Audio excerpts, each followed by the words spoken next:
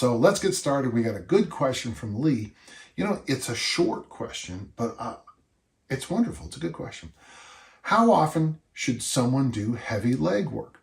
Is it valuable to do heavy squats and deadlifts multiple times per week, or is less frequent exposure better? And of course, Lee, what you did by this question is you open up that entire matrix of training. And I mean the entire matrix of training. When I was lifting with Dick Knottmeyer, you said heavy leg work.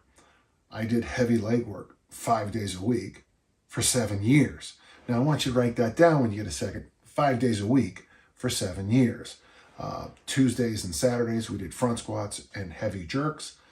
Monday, Wednesday, Friday I snatched and clean and jerks. And did clean and jerks. 5 days a week, 7 years. Didn't matter what came up or what happened. I was in the weight room throwing weights over my head. For a while, I made the very best progress of my life, and then I got stuck. Now, lots of people offered me a lot of ideas about to unstick, but what helped me the best was simply, and this is be part of the question here, is I began to just march away to the point that Dave Turner had me do the 1 lift a day program. So let's listen to what I'm trying to say. For a long time, I had success working my legs hard 5 days a week. As I progressed higher and higher and higher, I had to reduce the volume, both in terms of reps and sets, but also in days of the week. I'm just going to say globally, that's the way most people probably should do things.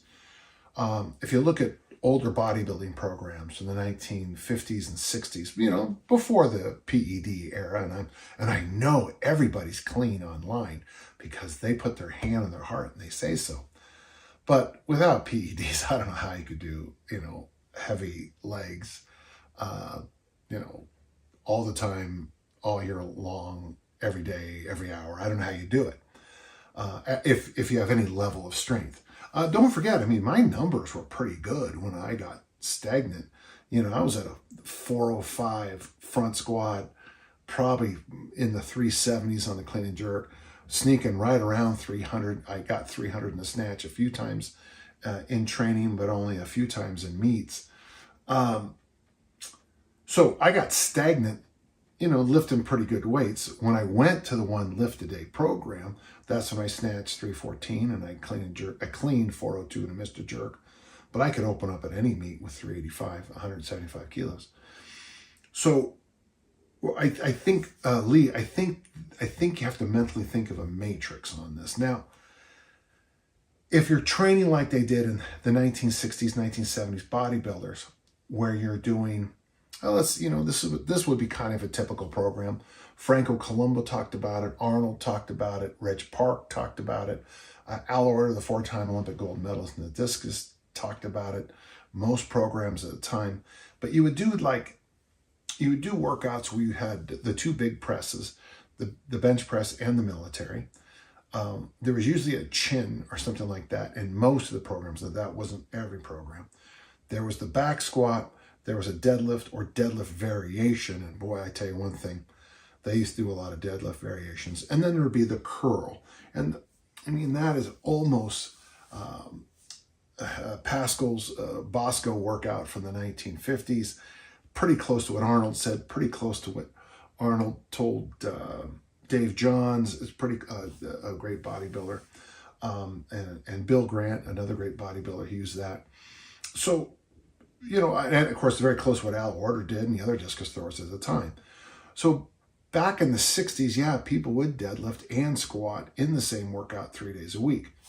Now, caveat time. Up there somewhere, I think it's in this part here, there's a great article on a fellow Utah State University discus thrower, LJ Sylvester. And LJ is doing a lot of deadlifts this 1 year.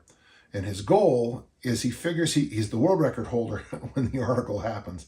And he says in the interview that if he can just get his deadlift over 400 pounds, then he thinks he can throw farther. Well, I want you to hear that number, 400. Right here are John Powell. John Powell has 2 bronze medals at the Olympics, was the world record holder, and he's a good friend of mine, passed away just a few months ago. In there, he's talking about in one of his seasons, he pulls a 603 deadlift in training, and he goes SB next to it in red, seasonal best. So just in about maybe 18-year period, discus throwers went from, trying to get a 400-pound deadlift to deadlifting over 600 every year. I tell those stories for a good point. I always try to tell stories for a good point. You have to be careful when you read some of those older books is, what do you mean by load?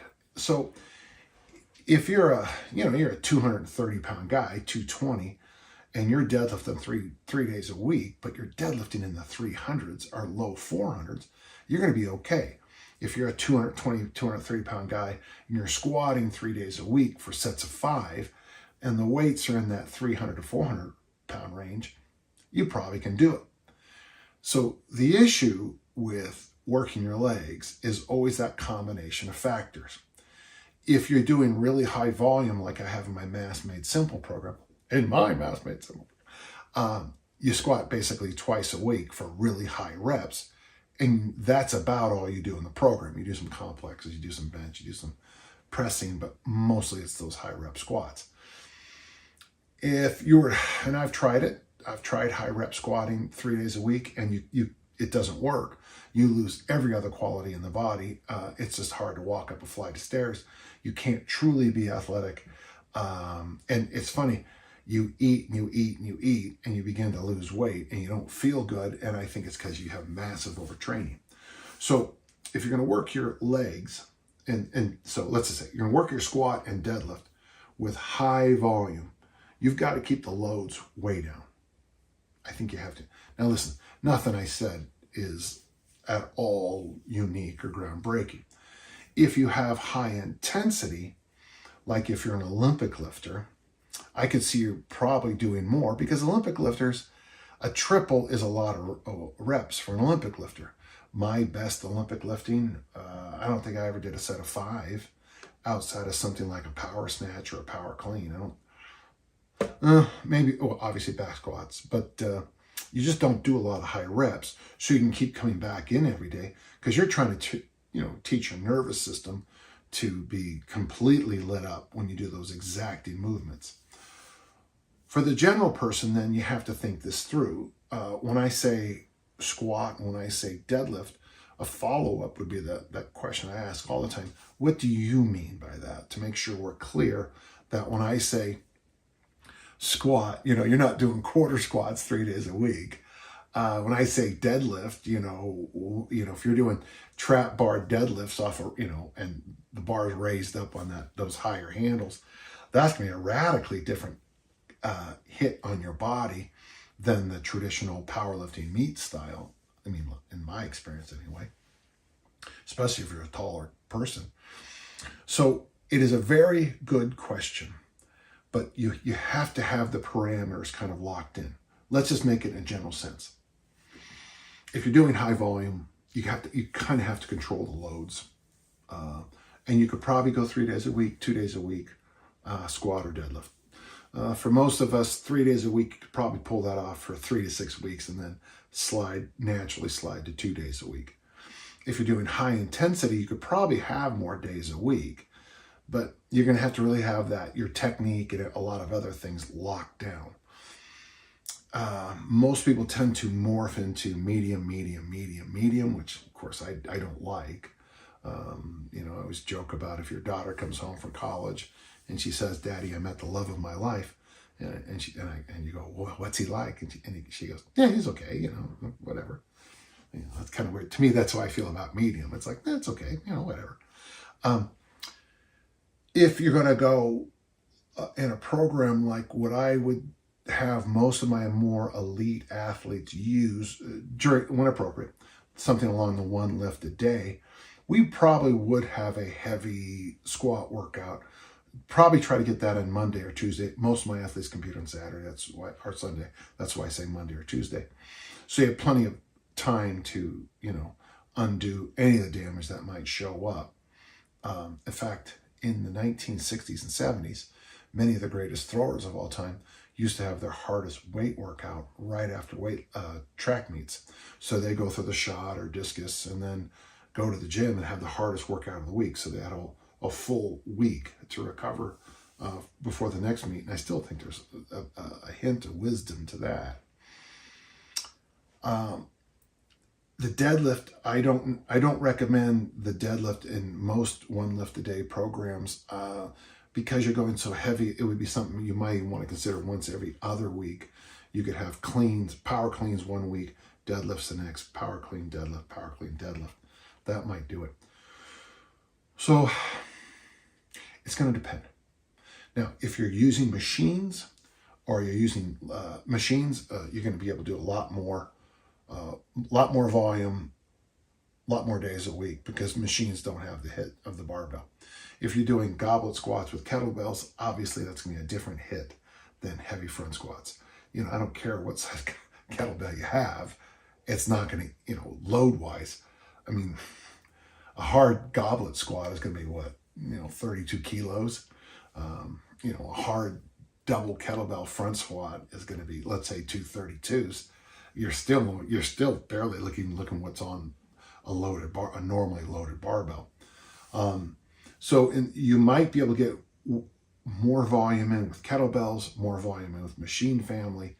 And then when you walk over to the platform for the deadlift and the squat variations, I think you're going to have to think that through a little bit.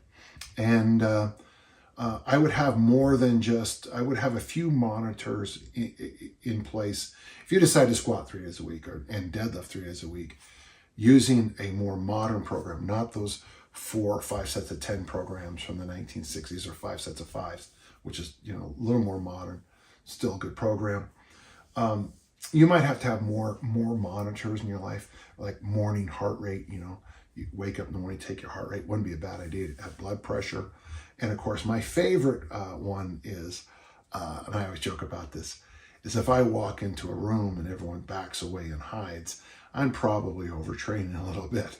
So it's nice to have somebody in your life who can say, yeah, you're being a jerk, and that you should hear that is you're overtraining. So I think there's some value here. Over at Dan John University, you'll notice that we tend to do hinges and squats in almost every workout every time, because we use a lot of members of the hinge and squat family. I think you can probably hip thrust 3 days a week. I'm not sure you can max deadlift 3 days a week. I think you can goblet squat 5, 6, 7 days a week. I'm not sure you can do really hard front squats. I've done 3 days a week and it's brutal. So it's going to be one of those things where you have to kind of wire your head into a bit of a matrix, think it through a little bit. But the nice thing is those 2 to 10 minutes of thinking that you do, going back through your journal and looking at what works for you is gold. I know what works for me. For me, it's 3 days a week. In 3 days a week, I do the squat movement, but the loads are always appropriate and fairly easy for me to recover from. So when I'm training for an Olympic lifting meet, I know front squat 3 days a week. Sometimes it's just 2 sets of 2. Sometimes it's just 3 sets of 3. Sometimes it's kind of weirdly light. Often it's with chains. But it's the movement I'm working on, not necessarily the load.